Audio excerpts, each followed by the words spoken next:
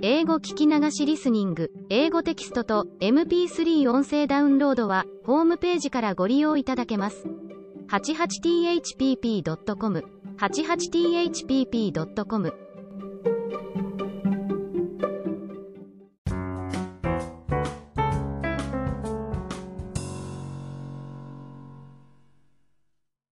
The Emperor's New Clothes.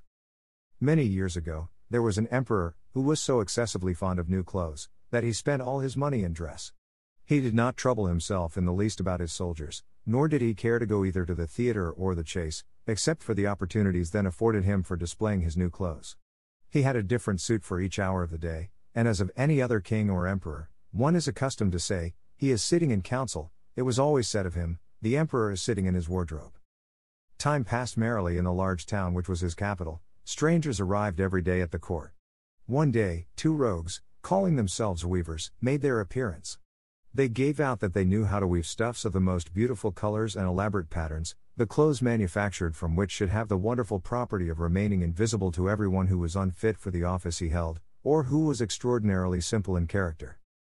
These must, indeed, be splendid clothes, thought the emperor. Had I such a suit, I might at once find out what men in my realms are unfit for their office, and also be able to distinguish the wise from the foolish. This stuff must be woven for me immediately. And he caused large sums of money to be given to both the weavers in order that they might begin their work directly. So the two pretended weavers set up two looms, and affected to work very busily, though in reality they did nothing at all. They asked for the most delicate silk and the purest gold thread, put both into their own knapsacks, and then continued their pretended work at the empty looms until late at night.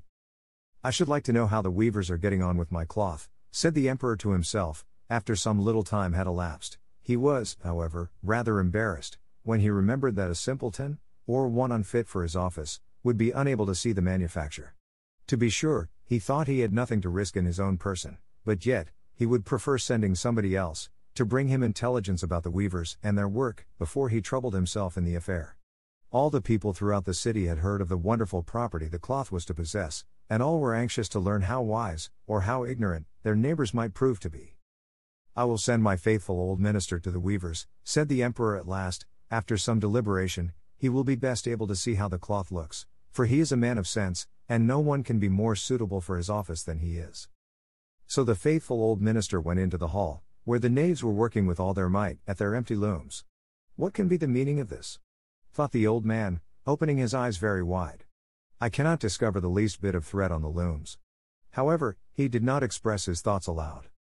The impostors requested him very courteously to be so good as to come nearer their looms, and then asked him whether the design pleased him, and whether the colors were not very beautiful, at the same time pointing to the empty frames.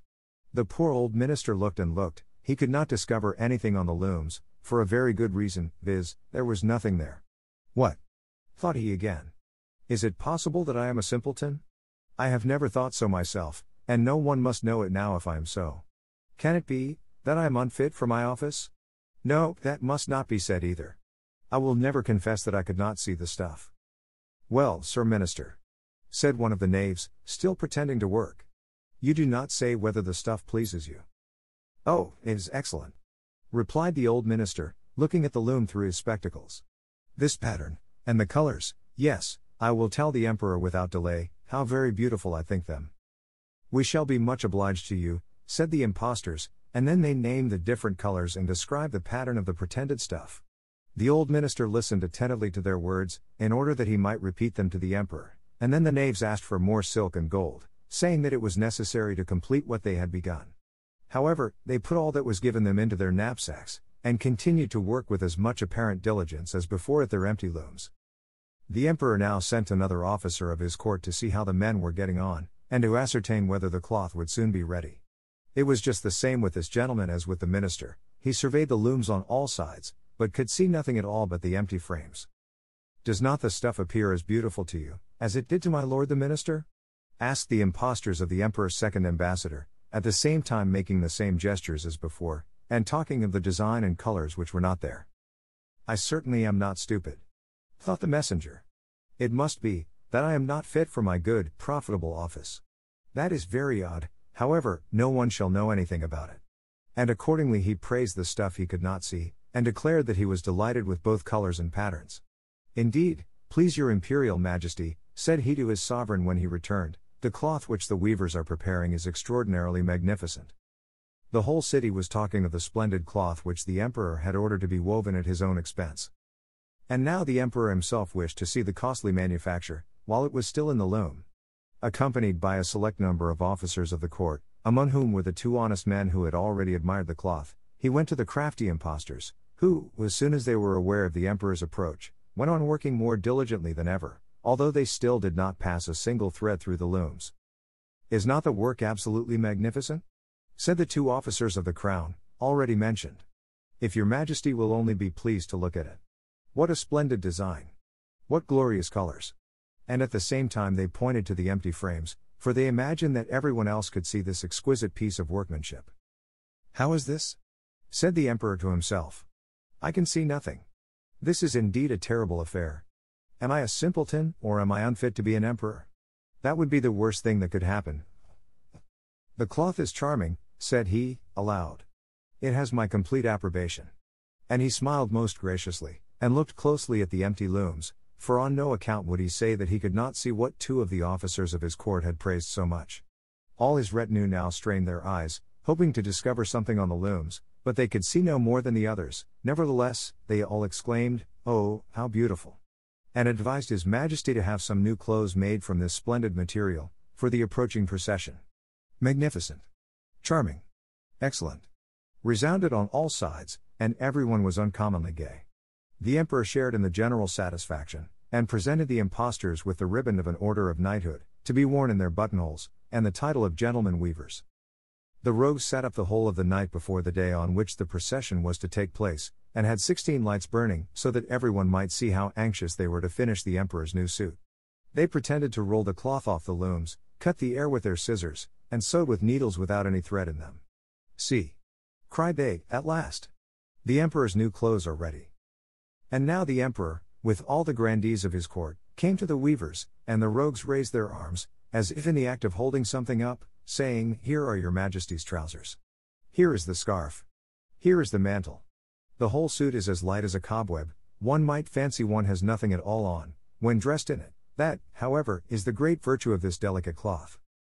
"Yes, indeed," said all the courtiers, although not one of them could see anything of this exquisite manufacture. "If your imperial majesty will be graciously pleased to take off your clothes, we will fit on the new suit, in front of the looking glass." The emperor was accordingly undressed, and the rogues pretended to array him in his new suit, the emperor turning round, from side to side, before the looking glass. "How splendid his majesty looks in his new clothes, and how well they fit!"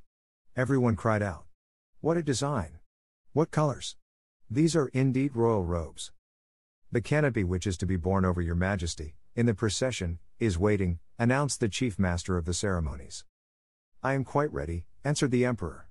"Do my new clothes fit well?" asked he, turning himself round again before the looking glass, in order that he might appear to be examining his handsome suit. The lords of the bedchamber, who were to carry his majesty's train, felt about on the ground, as if they were lifting up the ends of the mantle, and pretended to be carrying something, for they would by no means betray anything like simplicity, or unfitness for their office. So now the emperor walked under his high canopy in the midst of the procession, through the streets of his capital, and all the people standing by, and those at the windows, cried out, "Oh! How beautiful are our emperor's new clothes! What a magnificent train there is to the mantle, and how gracefully the scarf hangs!" In short, no one would allow that he could not see these much admired clothes, because, in doing so, he would have declared himself either a simpleton or unfit for his office. Certainly, none of the emperor's various suits had ever made so great an impression as these invisible ones. "But the emperor has nothing at all on," said a little child. "Listen to the voice of innocence," exclaimed his father, and what the child had said was whispered from one to another. "But he has nothing at all on," at last cried out all the people. The emperor was vexed, for he knew that the people were right, but he thought the procession must go on now. And the lords of the bedchamber took greater pains than ever, to appear holding up a train, although, in reality, there was no train to hold.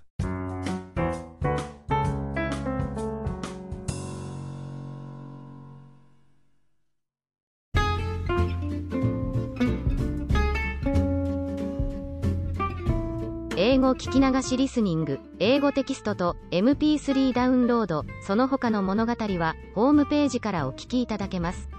88thpp.com 88thpp.com